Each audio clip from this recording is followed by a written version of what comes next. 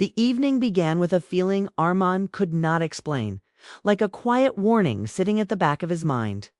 He stood outside the restaurant for a moment, adjusting his sleeves, checking his reflection in the glass. Everything looked fine. Clean shirt.com, face, steady breath.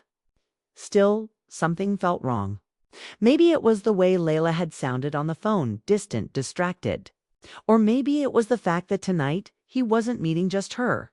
He was meeting her world. Inside, the place was bright and full of life. Soft music played under the sound of laughter and clinking glasses. Armand spotted Layla quickly. She was sitting at a long table with her friends, her hair falling perfectly over her shoulders, her smile easy and effortless. For a second, all his doubts faded. That was the girl he cared about. The one he had spent months understanding, supporting, loving in his own quiet way. He walked toward the table, his steps steady but careful. "Hey," he said gently. Layla looked up and smiled. But it wasn't the kind of smile he was used to. It was quick, almost automatic. "You made it." "Of course," he replied, taking the empty seat beside her.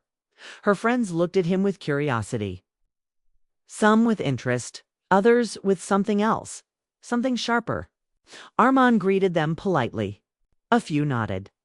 One or two smiled. But most of them just looked him over like they were measuring him against something he didn't understand. The conversation continued, but Armand quickly realized he wasn't part of it. They talked about trips, expensive places, things he had never experienced. He tried to listen, to follow along, to smile when it felt right. But every time he thought about joining in, the moment passed too quickly. Then someone turned to him. "So Armin," a guy across the table said, leaning back in his chair, "what do you do?" The question sounded simple, but the tone made it feel like a test. "I work at a small firm," Armand replied calmly. "Still building my career." "Still building," the guy repeated with a small laugh. That's one way to say it. Few people chuckled. Armand smiled lightly, not reacting. He had heard worse before. He knew how to stay calm. Another girl leaned forward. "And how did you and Layla meet?" "At a bookstore," Armand said, his voice soft but steady. "We both reached for the same book." "That's surprisingly simple," she said, raising an eyebrow. "Simple isn't always bad," Armand replied. There was a brief silence. Then someone laughed again, louder this time. "Wow," another voice said. "He's really serious, isn't he?" Armand felt the shift. The tone had changed. The curiosity was gone. Now it was something else, amusement. He glanced at Layla. She was smiling, but not at him. The conversation moved on, but now Armand could feel it. The small comments, the side glances, the way his words were ignored or turned into jokes. He tried to stay present, tried to keep his dignity, but it was like standing in a room where everyone had already decided who you were. "Layla, you didn't tell us he was this quiet," one of her friends said. Layla shrugged. "He's always like this. Doesn't that get boring?" Another asked casually. The table laughed again. Armand's fingers tightened slightly under the table. But his face stayed calm. He wasn't angry. Not yet. Just uncomfortable. "I talk when I have something to say," he said quietly. "Oh, so we're not interesting enough?" Someone replied quickly. More laughter. Armand exhaled slowly. This wasn't a conversation anymore. It was a performance, and he was the target. He looked at Layla again, hoping she would notice. Hoping she would say something. She didn't single quotes too. Instead, she leaned back and said, "Relax, they're just joking." The words settled heavily in his chest. The waiter arrived with drinks and food, creating a brief distraction. Armand took the moment to breathe, to reset. Maybe things would calm down. Maybe this was just a rough start. But the moment passed quickly. "So, Armand," the same guy said again, "be honest. Do you really think you're a good match for Layla?" The question hit the table like a stone. Some people leaned in. Others smirked. Armand didn't answer immediately. He looked at Layla, giving her one more chance. One moment to step in, to stop this. She didn't. He turned back to the table. "I don't think relationships are about matching in that way," he said. I think it's about understanding and respect. Respect? The guy repeated. That's a big word. Not really, Armand said. It's simple. A guy laughed. You're serious. I like that. But let's be real, Layla could have anyone here. And she chose you. That's interesting. A few people laughed again. Louder this time? Yeah, someone added. I'm still trying to figure that out. Armand felt it now, the weight of their words. The quiet humiliation building in the air. He wasn't used to this. He didn't belong to this kind of world. But he had never felt small before. Not like this. He turned to Layla one more time. This time his eyes didn't ask. They hoped. But she just looked at her phone, then at her drink. Avoiding him completely, that was the moment something inside him shifted. Not loudly. Not dramatically, just quietly breaking. Honestly, Layla, a girl said, you deserve someone more. Your level. Lala smiled faintly. Maybe. That one word echoed louder than anything else that night. Maybe. Armin's single quotes as chest tightened. Not because of what her friends were saying, because of what she wasn't. He sat there for a few more seconds, letting everything settle. The noise, the laughter, the distance. Then someone leaned forward and said, if you're not comfortable, man, no one's forcing you to stay. Armand looked up before he could respond. Layla spoke. If you don't like it, Armand, you can leave. Her voice was calm, casual, like it didn't matter. Like he didn't matter. Time seemed to slow. Down the laughter faded into the background. The lights felt dimmer. Even the music seemed distant. Armand looked at her. Really looked at her. As if seeing her for the first time. This was the girl he had cared for. The one he had trusted. The one he thought understood him. And yet, in this moment, she felt like a stranger. He nodded slowly, not in agreement. Not in defeat. Just in understanding. Without saying anything more, he reached into his pocket and pulled out his wallet. He placed enough money on the table to cover his part. Maybe more. It didn't matter. The table grew quiet, sensing the shift. Armand stood up. No anger. No scene. No final speech. Just quiet dignity. Okay, he said softly. He looked at Layla one last time. Not with blame. Not with hate. Just disappointment. Then he turned and walked away. Each step felt heavier than the last, but he didn't stop. He didn't look back. Behind him, the noise slowly returned. The laughter. The voices. The world he had just left behind, but something inside him had changed. He stepped out into the night air, breathing deeply.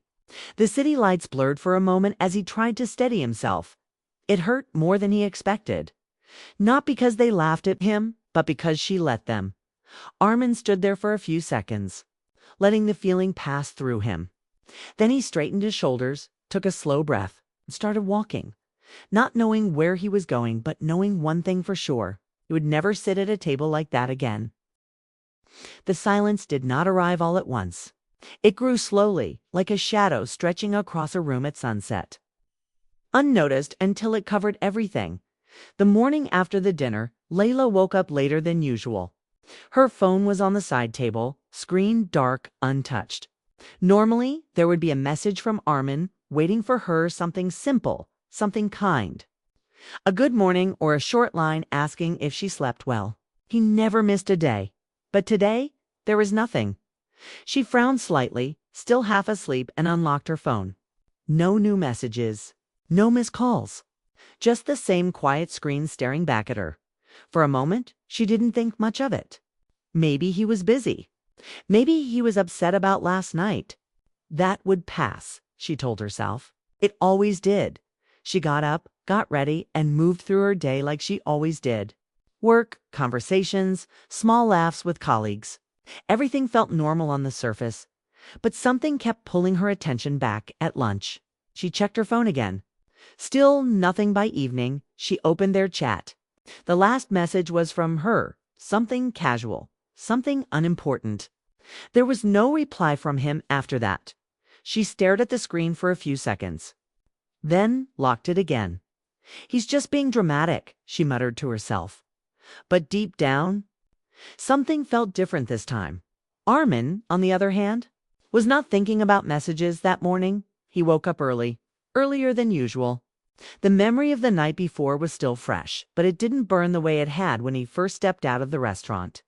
The pain had settled into something quieter, something heavier. He sat on the edge of his bed, looking at his phone. Layla's name was still there, just one tap away. He could message her. He could explain how he felt. He could ask why she said what she did. That was what he would have done before. But not today. Instead, he placed the phone face down and stood up. He went about his morning with a kind of calm that surprised even him. He made his own breakfast, something simple. He got ready for work without rushing. There was no constant checking of his phone, no waiting for a reply. It felt strange, but also freeing. At work, he focused more than usual. He didn't let his mind drift back to the past. Every time it tried, he pulled it forward again. There was something steady growing inside him, a quiet decision that he would not go back to what he was before. The days began to pass. For Layla, the silence started to feel louder. On the second day, she expected him to message. When he didn't, she felt a small flicker of irritation. Seriously? She said under her breath. He's still upset. Her friends didn't help. Oh, he'll come back, one of them said casually. Guys like him always do. Yeah, another added. He knows what he's getting. He won't risk losing you. Layla nodded, pretending she agreed. But something about their words didn't sit right. On the third day, she opened their chat again. She typed a message, then deleted it. She didn't want to be the one to reach out first. Not when she believed she hadn't done anything that serious. But then again, had she remembered the dinner? The laughter.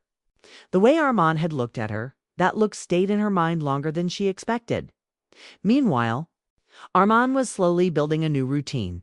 He started staying a little longer at work, taking on extra tasks, not because he had to, but because it gave him a sense of purpose. He reconnected with old friends he hadn't seen in months. People who laughed with him, not at him. One evening, he met his friend Samir at a small cafe. You look different, Samir said, studying him carefully. Do I? Armand replied. Yeah. Lighter, like something heavy is gone. Armand thought about that for a moment.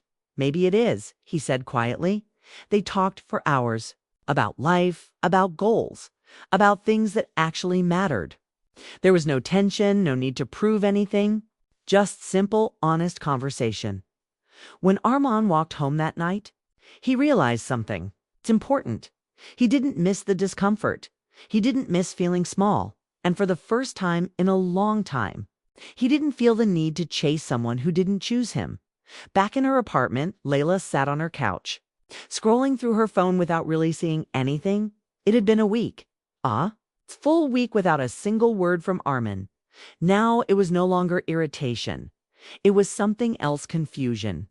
Then, slowly, unease. She replayed that night again in her head. Every detail, every word. The way he stood up, the way he said okay so quietly. At the time, it had seemed small, almost unimportant. Now it felt like the moment. Everything changed. She picked up her phone and opened their chat again. Her fingers hovered over the keyboard. Are you okay? She typed it out, then stared at the words. They felt weak. She deleted them. Then she tried again. About that night. She stopped, closed the chat, locked the phone. She didn't know what to say. Days turned into 2 weeks. The silence was no longer just absence. It was presence. It filled the spaces. Where Armand used to be, Layla started noticing things she hadn't before. The way no one checked in on her just because. The way conversations with her friends often felt shallow, the way laughter sometimes felt forced. She began to miss the small things. The way Armand used to listen. Really listen. The way he remembered details no one else cared about. The quiet comfort of his presence. One evening, she found herself walking without a clear destination. Her steps led her to a familiar street, the cafe she stopped outside. For a moment, she hesitated. Then she went in. The place looked the same. Soft lights, gentle music. The smell of coffee in the air. She looked toward the corner table, their table. It was empty. She walked over and sat down, her fingers tracing the edge of the cup in front of her. Memories came back quickly, almost too quickly. Armand sitting across from her, smiling softly. The way he would wait for her to finish speaking before saying anything. The quiet way he made her feel seen. Her chest tightened. I didn't think it mattered, she whispered to herself, but it had more than she realized. Meanwhile, Armin was walking down a different path. He had started going to the gym in the mornings. Not to impress anyone, but to feel stronger, more grounded. He spent weekends exploring new places, even simple ones: a park, a bookstore, a quiet street he had never noticed before. He was learning to enjoy his own company. One afternoon, as he walked past a busy street, he caught his reflection in a window. He paused for a moment. He saw the same person, but something was different. There was no hesitation in his eyes, no quiet doubt, just calm. And that was when he realized he had changed. Not because of anger, but because of understanding. Back at the cafe, Layla sat alone, staring at the empty chair across from her. For the first time, she didn't feel like the center of the world. She felt like someone who had lost something. Real, something rare, something she hadn't valued when she had. Her phone buzzed. A message from a friend. She looked at it, then locked the screen again. For once, she didn't want noise. She wanted clarity. And slowly, painfully, it began to come. She hadn't just let her friends mock Armand. She had chosen silence when it mattered most, and sometimes silence says more than words. She leaned back in her chair, closing her eyes for a moment. I miss him, she admitted quietly. Not because he gave her tension, not because he stayed, but because he cared in a way no one else did. And now he was gone. Far away from the version of her I didn't see his worth. But what she didn't know yet was their story wasn't completely over. Because somewhere, in a moment she didn't expect, their paths were about to cross again. Layla didn't see him coming at first. It was a busy evening, the city streets crowded with people heading home, lights flickering from shops and cars passing by. She walked quickly, phone in her hand, thinking about the day, about work, about everything she hadn't done. She didn't expect to see him. Not now, not here. And then she did. Armand, standing by a small coffee shop, casually leaning against the wall, looking different, calmer, somehow stronger. His hair slightly longer, his posture relaxed but confident. He was laughing at something a stranger had said, and it wasn't a loud laugh, but genuine, effortless. The kind of laugh that reminded her of quiet afternoons they had shared, sitting together on a park bench, talking about nothing and everything. For a moment, her heart stopped. She froze. She hadn't realized how much she had missed him until she saw him like this, unbothered, content, alive. The sight made her chest tighten. It wasn't anger, not exactly. It was something sharper, something that hurt in the way that longing does, soft, constant, impossible to ignore. She wanted to run. She wanted to hide. But more than that, she wanted to know why he looked so happy without her. That thought made her feet move forward almost without her consent. She was walking toward him before she even realized it. Armand, she said softly. He turned, his eyes widening for the briefest moment before settling into recognition. Not surprise, not shock, just a quiet acknowledgement. Layla, he replied. She noticed immediately the change. There was no tension in his voice, no crack of emotion betraying hurt or anger. He spoke as someone who had found peace within himself, someone who no longer needed validation from anyone else. And that hurt her more than anything else. I've been meaning to talk to you, she started, stumbling over her words. Her hands twisted the strap of her bag. About that night. About everything. Armand didn't interrupt. He let her speak, his gaze calm, patient, almost neutral. That patience felt like a mirror reflecting all her mistakes back at her. "I was wrong," she admitted finally. "I should have stood by you. I should have said something when they were mocking you. I don't know why I didn't." She looked down, unable to meet his eyes. She could feel the weight of the past weeks pressing on her shoulders. Every day she hadn't reached out, every day she let the silence grow, it had been a mistake. Now she could see it clearly. Armand listened quietly. He didn't nod, didn't smile, didn't give her the reassurance she might have wanted. There was nothing performative in his silence. It wasn't anger, not at all. It was distance. Respectful distance, perhaps, but distance nonetheless. "I thought it didn't matter," she whispered, almost as if the words were meant only for herself. "But it did, and I miss you." Armand's eyes softened slightly, just for a fraction of a second. The faintest flicker of emotion. But it was brief, fleeting, and gone almost as quickly as it came. "There it is," he said quietly. His voice wasn't cold. It was not bitter. It was simply firm, honest. He was not the Armand who would beg for her attention. Not the Armand who would excuse everything for her sake. He had changed. She could see it now, and it frightened her more than it reassured her. "I cared about you, Layla," he continued. "A lot. But that night, I realized something important." She looked up at him, hope flickering faintly in her chest, a hope she hadn't dared to feel in weeks. "What is it?" she asked, her voice trembling slightly. "I deserve to feel respected," he said firmly, "even in small moments, especially in front of people who matter to you." Her chest constricted. She had never thought of it that way. She had been so wrapped up in her own embarrassment, in the awkwardness of the evening, in wanting to fit in with her friends, that she had never considered how it had made him feel. And now, hearing it from him so plainly, it cut through her carefully built excuses. "I waited for you to choose me that night," he added softly, almost like a confession. "You didn't." She flinched. That was the truth she hadn't wanted to confront. She had been given the chance, the simple choice, to stand by him. And she hadn't.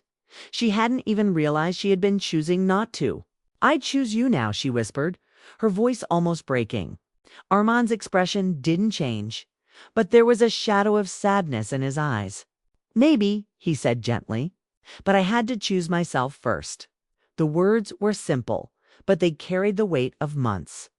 The weight of his quiet pain, his patience, his dignity. Layla felt it all at once, a wave of regret and longing she hadn't expected. She wanted to reach out, to grab his hands, to plead with him, to tell him she would never let him feel small again. But something stopped her. Something in his calm, measured stance reminded her that some doors, once closed, couldn't easily be opened.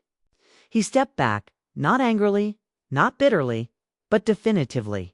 His presence was still warm, still familiar, but untouchable in the way someone who has healed can be. "Take care, Layla," he said softly. And then he turned and walked away. Each step he took was steady, deliberate. He didn't glance back. He didn't hesitate. And as he moved through the crowd, disappearing into the soft glow of the city lights, Layla realized something she hadn't before.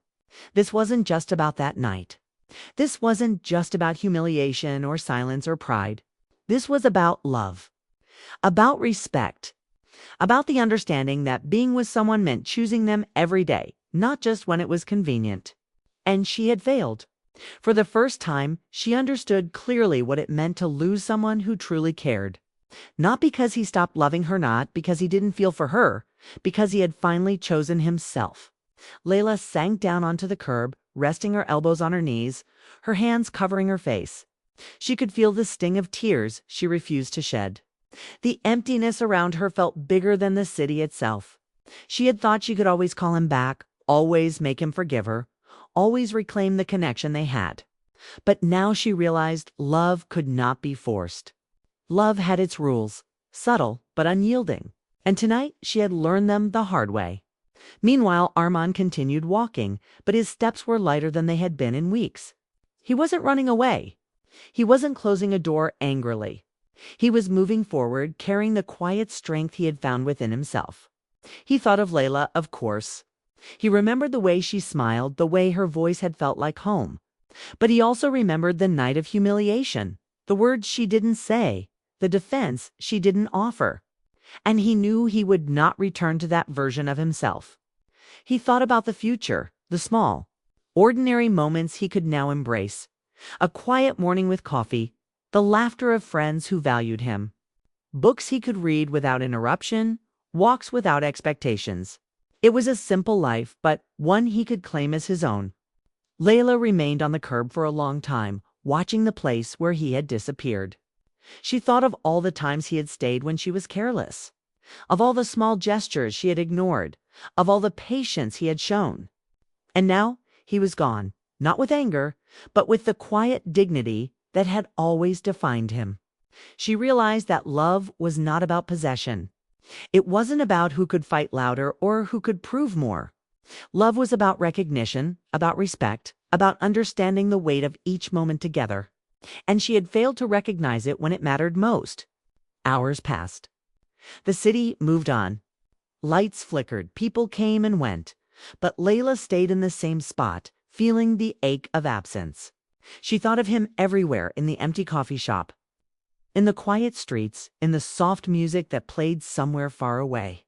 She knew she had lost something rare, something worth more than any laugh, more than any pride. Armand, on the other hand, walked into the night with a small smile, feeling the quiet power of his own choices. He had loved and he had lost, but he had also learned to value himself. He had discovered that walking away was sometimes the bravest, most loving act one could perform, not for someone else, but for oneself. And though their paths had crossed again, though her voice had reached out, though the past lingered between them, he did not turn back. He had found his peace.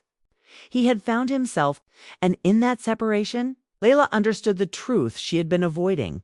Some people only understand the value of love after they have lost it. The city lights flickered as he disappeared into the distance, and she sat there, quietly learning what it meant to let go.